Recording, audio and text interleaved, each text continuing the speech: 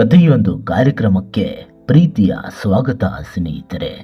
ಬನ್ನಿ ಕತೆ ಶುರು ಮಾಡೋಣ. ಅದೊಂದು ಪುಟ್ಟ ಊರು. ಆ ಊರಲ್ಲಿ ವಯಸ್ಸಾದಂತಹ ವೃದ್ಧೆ ಇರುತ್ತಾಳೆ. ಆಕೆ ದಿನದ 24 ಗಂಟೆ ತನ್ನ ಮಗನ ಬಗ್ಗೆನೇ ಯೋಚನೆ ಮಾಡುತ್ತಾಳೆ. ಯಾಕಂದ್ರೆ ಆಕೆ ತನ್ನ ಮಗನ ಮೇಲೆ ತುಂಬಾನೇ ಪ್ರಾಣ ಪ್ರೀತಿ ಇಟ್ಕೊಳ್ತಾಳೆ. ಆದರೆ ಮಗ ಮಾತ್ರ ದೂರದ ಊರಲ್ಲಿ ದುಡಿತಾ ತನ್ನ ಹೆಂಡತಿ ಮಕ್ಕಳ ಜೊತೆಗೆ ಆರಾಮವಾಗಿ ಇರ್ತಾನೆ.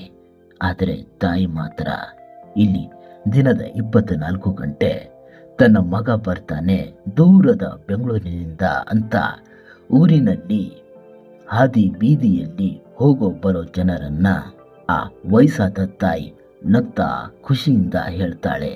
ಆದರೆ ಒಂದು ದಿನ ಆ ತಾಯಿ ಪಾಪ ಮಗನ ನೆನಪಿನಲ್ಲಿಯೇ ಸತ್ತು ಹೋಗ್ತಾಳೆ.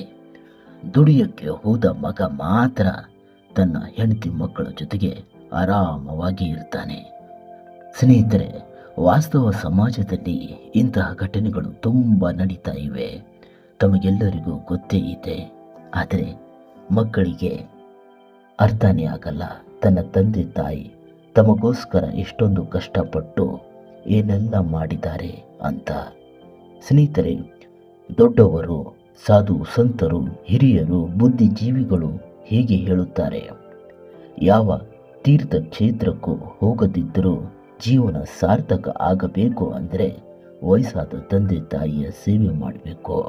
ಅವರು ನಮಗಾಗಿ ಆಸ್ತಿ ಅಂತಸ್ತು ಮಾಡಲಿ ಮಾಡದೇ ಇರಲಿ, ನಾವು ಮಾತ್ರ ನಮ್ಮ ಕರ್ತವ್ಯ ಧರ್ಮ ಪಾಲನೆ ಮಾಡಬೇಕು ಅಂತಾರೆ. ಸ್ನೇಹಿತರೆ, ಈ ಕತೆ ನಿಮಗೆ ಹೇಗೆ ಅನಿಸಿತ್ತು?